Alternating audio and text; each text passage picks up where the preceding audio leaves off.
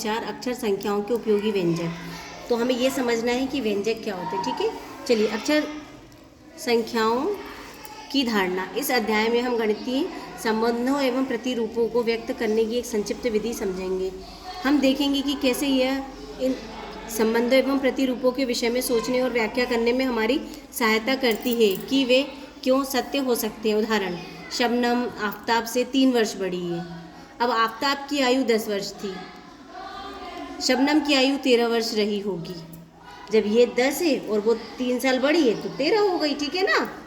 अब आफताब की आयु 18 वर्ष है, आफताब की आयु 18 वर्ष है, तो शबनम की कितनी होगी बताओ। 18 में 3 जोड़ देंगे, कितनी आ जाएगी, है ना। हमने 18 में क्या जोड़ दिया, 3, क्योंकि 3 साल बड़ी है। आफताब की आयु दी गई है, तो आप शबनम की आयु कैसे ज्ञात करेंगे। हम आफताब की आयु दी गई है तो शबनम, आफताब की आयु में हम जोड़ देंगे 3 साल, क्योंकि बड़ी थी, तो ये क्या जाएगी, शबनम की आयु, शबनम, ठीक है। तो ऐसे निकालेंगे। आ रहा है समझ में। इसे बोलते हैं व्यंजक। क्या बोलते हैं, व्यंजक। सरल है। हम शबनम की आयु ज्ञात करने के लिए आफताब की आयु में 3 जोड़ते हैं, ठीक है। ऐसा क्या हम इसे एक व्यंजक के रूप में लिख सकते हैं। ये जो है ना, इसी को व्यंजक बोलते हैं। शबनम की आयु आफताब की आयु से 3 वर्ष अधिक है। संक्षेप में इसे इस प्रकार लिखा जा सकता है, शबनम की आयु बराबर आफताब की आयु प्लस 3। देखो, हमें आफताब की आयु दी है, फिर शबनम की आयु निकालना। अगर ये 4 है तो ये 7 साल, 4 में 3 जोड़ देंगे। अगर ये 10 है तो ये 10 में 3 जोड़ देंगे। ये 23 है तो 23 में 3 जोड़ देंगे। अब यहाँ पे क्या जोड़ेंगे, 3, तो जो उसकी इनकी जो उम्र है वो यहाँ पे जोड़ेंगे। यहाँ जो लिखना वही यहाँ लिखेंगे। आ रहा समझ में। अगर हम यहाँ 45 लिखेंगे तो 45, 10 लिखेंगे तो 10, ए प्लस 3, मतलब यहाँ जो लिखेंगे वही यहाँ जोड़ेंगे, है ना। इस प्रकार से ये जो हमने लिखा है इसे बोलते हैं व्यंजक। ए का मान 23, तो शबनम की आयु क्या हो गई, 23 प्लस 3, ठीक है। शबनम बराबर ए आफताब प्लस 3, ये इसे लिखना, इसको व्यंजक बोलते हैं। प्लस 3 इसे व्यंजक बोलते हैं, ठीक है। में ये जो व्यंजक है इसमें ए को 23 से प्रतिस्थापित करने पर हमें 23 प्लस 3 मतलब 26 प्राप्त होता है। जिन संख्याओं को प्रदर्शित करने के लिए अक्षरों जैसे कि ए एवं एस का उपयोग किया जाता है वे अक्षर संख्याएं कहलाती हैं। ए और एस क्या है, ये अक्षर संख्याएं हैं, ठीक है। गणितीय व्यंजक जिसमें अक्षर संख्याएं हों, जैसे कि व्यंजक ए प्लस 3, तो वे बीजगणितीय व्यंजक कहलाते हैं। बीजगणितीय व्यंजक किसे कहते हैं, जिसमें हम अक्षर संख्याओं मतलब इस तरह से लेते हैं और उनकी जगह पे फिर हम मान रख देते हैं, तो इस तरह के व्यंजकों को बोलते हैं बीजगणितीय व्यंजक। क्या बोलते हैं, बीजगणितीय व्यंजक। ये गणित का एक पार्ट है, एक भाग है, जिस भाग को कहते हैं बीजगणितीय व्यंजक। शबनम की आयु दी गई है, तो आफताब की आयु ज्ञात करने के लिए एक व्यंजक लिखिए। लिख लेंगे हम, समझ में आ रहा है सबको। हम जानते हैं कि आफताब शबनम से 3 वर्ष छोटा है। अब आफताब शबनम से 3 वर्ष छोटा है, आफताब की आयु 3 वर्ष कम होगी। इसको इस प्रकार लिखा जा सकता, कम है मतलब आफताब से शबनम 3 साल छोटा है तो माइनस कर देंगे, इसकी उम्र से 3 घटा देंगे। जैसे कि आफताब है तो हम क्या करेंगे, s माइनस 3, शबनम की आयु से 3 घटा देंगे, ठीक है। चलिए, यदि शबनम की आयु 20 वर्ष हो तो आफताब की आयु क्या होगी। अगर ये 20 है तो 20 से हम 3 घटा देंगे, मतलब 17। अब देखेंगे, पार्थिव माचिस की तीलियों से प्रतिरूप बना रहा है, एल को आगे लगा रहा है। प्रत्येक एल माचिस की 2 तीलियों जैसा कि चित्र में देखिए, एल बना, फिर यहाँ 2 एल बना, यहाँ पे 3 एल बना। एक एल में कितनी माचिस की तीली आई, 2। 5 एल बनाने के लिए माचिस की तीली कितनी होगी, 5 गुणा 2। 7 एल बनाने के लिए माचिस की तीलियाँ 7 गुणा 2। 45 एल बनाने के लिए माचिस की तीलियाँ 45 गुणा 2।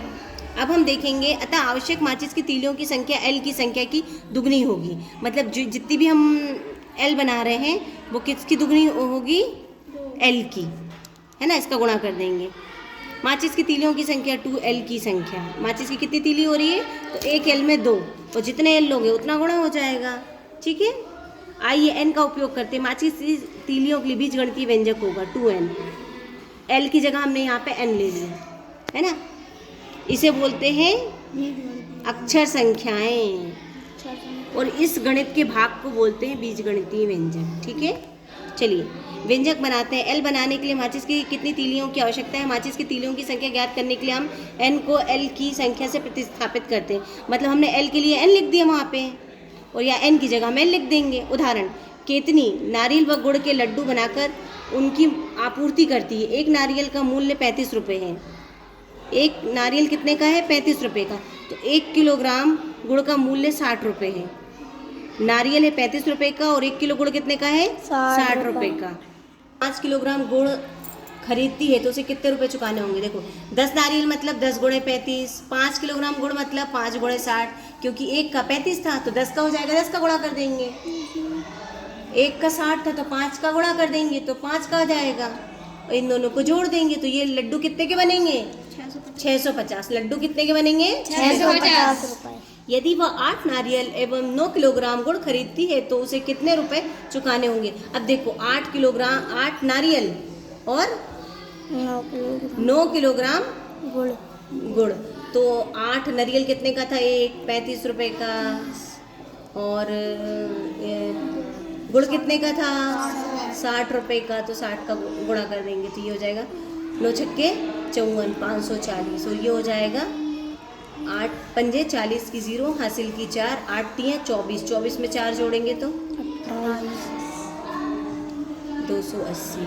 इन दोनों को जोड़ देंगे तो क्या आएगा? 8 4 12 की 2, हासिल की 1 5, 2 7 और 1 8, 820 रुपये। ठीक है।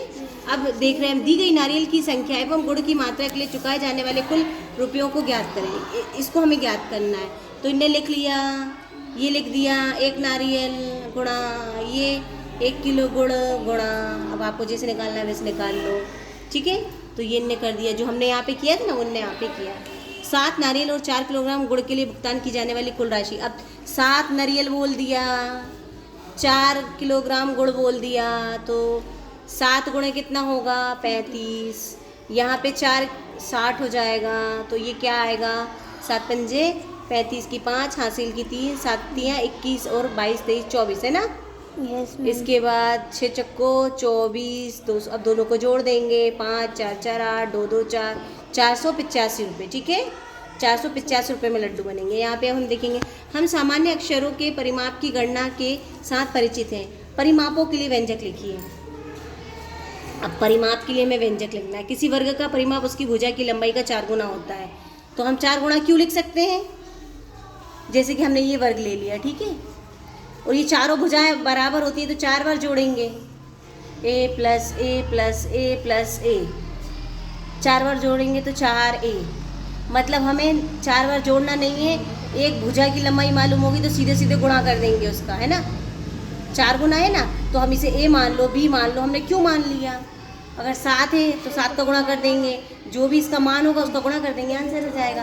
तो इसे बोलते हैं व्यंजक, गणितीय व्यंजक। क्या बोलते हैं? व्यंजक। चलिए, भुजा वाले वर्ग का परिमाप क्या है? अब देखो, इनने बोल दिया 7 सेंटीमीटर भुजा, मतलब इसकी भुजा हो गई 7। अभी हमने ये बताया था, तो 4 गुणा 7 तो कितनी हो जाएगी? 7 चौको 28 वर्ग सेंटीमीटर, है ना? अब हम देखेंगे, ये हो गया। अब देखिए, बोल रहे हैं पता लगाइए परिमाप के लिए सूत्र। ये त्रिभुज है, इसकी तीनों भुजाएं आपस में बराबर है। परिमाप का मतलब होता है सभी भुजाओं का योग। जब तीनों बराबर है तो परिमाप कैसे निकालेंगे हम? परिमाप मतलब होता है सभी भुजाओं का योग, तो 3 बार जोड़ देंगे, तो ये क्या हो जाएगा? 3a। एक सम पंचभुज, जैसा कि हम गत वर्ष सीख चुके हैं कि हम सम शब्द का उपयोग बताने के लिए करते हैं कि सभी भुजाओं की लंबाई और कोणों के माप समान है। ठीक है, इनने पंचभुज बोल दिया, 1 2 3 4 और ये 5। ये थोड़ा सा बड़ा दिख रहा है लेकिन सबको आप मान लो कि सब बराबर है, क्योंकि सम का मतलब होता है सब एक जैसे। तो अगर हमें इसका परिमाप निकालना है तो कैसे निकालेंगे? सबको जोड़ देंगे, 1 2 3 4 और ये 5। तो 5 बार जोड़ने की बजाय हम 5a लिख सकते हैं। कितनी बार? 5। मतलब जब भी इसका हमें क्षेत्र परिमाप निकालना होगा 5 का गुणा कर देंगे उसकी भुजा में। अगला, एक सम षटभुज, a हो गया, ये b हो गया। अब c वाला षटभुज, 1 2 3 4 5 और ये 6, 1 2 3 4 5 6। ज़रूरी नहीं है हम a ले, हम b भी ले सकते हैं, हम कुछ भी ले सकते हैं। अब हमें इसका परिमाप निकालना है, तो कैसे निकालेंगे? हम 6 बार जोड़ देंगे b को, 1 2 3 4 5 और 6। एक बात हमेशा याद रखो, जब भी जोड़ते हैं जब सभी भुजाएं बराबर हो। सम लिखा है उसमें किताब में, सम का मतलब होता है सभी भुजाएं बराबर, ये समान भुजाओं वाला है ना। तो ये हो जाएगा 6b, मतलब जब भी इसकी भुजा आएगी तो 6 गुणा भुजा, ये सूत्र हो गया क्या निकालने का, परिमाप। ठीक है, चलिए अगला देखते हैं हम। मुनि रत्न के पास 20 मीटर लंबा पाइप है, यद्यपि उसे उसके बगीचे के लिए एक अधिक लंबे पानी के पाइप की आवश्यकता है। वह उसमें कुछ और लंबाई का एक अन्य पाइप जोड़ता है। पाइप की कुल लंबाई के लिए व्यंजक दीजिए। अन्य पाइप की लंबाई को मीटर में दर्शाने के लिए अक्षर संख्या k का उपयोग कीजिए। उनने बोला उनके पास क्या है, प्रश्न नंबर 2 में मुनीर के पास 20 मीटर लंबा एक पाइप है, ठीक है, 20 मीटर। यद्यपि उसे एक बगीचे के लिए एक अधिक लंबे पानी के पाइप की आवश्यकता है, उसमें कुछ और लंबाई एक अन्य पाइप जोड़ता है, तो उसकी कुल लंबाई के लिए व्यंजक दीजिए। उनने बोला के 20 तो थी हमारे पास, हमें और लंबी चाहिए, तो हमने कितनी लंबी चाहिए नहीं पता, तो हमने उसके लिए व्यंजक ले लिया के। तो जो पाइप है उसकी लंबाई हो गई 20 मीटर प्लस के, ठीक है। के मतलब अगर तुम्हें 10 मीटर और चाहिए तो यहाँ 10 जोड़ देंगे, 30 मीटर चाहिए तो 30 जोड़ देंगे। आ रहा समझ में?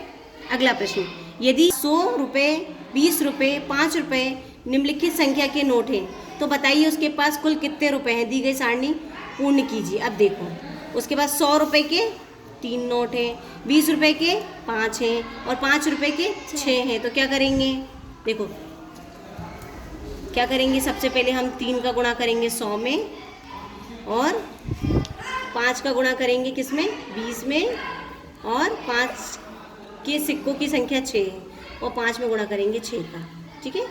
तो ये हो जाएगा 300, ये हो जाएगा 5 दूनी 10 और 5 छक्के 30, तो ये हो जाएगा 300, 400, 430, ठीक है, 430 हो गया। अब यहाँ पे उन्होंने लिखा है 6 गुणा 100, मतलब 100 तो का तो नोट है, लेकिन कितने, तो यहाँ लिख देंगे हम 6। अब देखो कैसे करते हैं, यहाँ लिखा 20 गुणा 4, तो 20 का तो नोट है, 4 मतलब 4 नोट। आ रहा है समझ में? इसके बाद यहाँ लिखा है 3 गुणा 5, तो 5 का तो नोट है, कितने, 3। अब यहाँ पे लिखा है 8, 4 और 2, तो हम क्या करेंगे, 8 गुणा 100, 4 गुणा 20 और 5 गुणा जेड लिखा है, जेड लिख देंगे। तो ये हो जाएगा 800, ये हो जाएगा 4 दूनी 8, 80 और ये हो जाएगा 5z। तो हम क्या लिखेंगे, 880 प्लस 5z, ठीक है। अगला ये वाला, अब लिखा है x, y और z, तो हम क्या करेंगे, x गुणा 100 लिखेंगे, फिर y गुणा 20 लिखेंगे, फिर 5 गुणा z लिखेंगे। तो ये हो जाएगा 100x, ये हो जाएगा 20y और ये हो जाएगा 5z। इसे बोलते हैं व्यंजक। ये क्या है, व्यंजक। वेंकट लक्ष्मी की एक आटा चक्की है। रोलर मिल को शुरू होने में 10 सेकंड लगते हैं। एक बार शुरू हो जाने पर अनाज के प्रत्येक किलोग्राम को आटे के रूप में पीसने में 8 सेकंड लगते हैं। यह मानते हुए कि प्रारंभ में मशीन बंद थी, नीचे दिए गए व्यंजकों में से कौन सा व्यंजक y किलोग्राम अनाज को पूर्णतया पीसने में लगने वाले समय को दर्शाता है, y किलोग्राम। तो ये हो जाएगा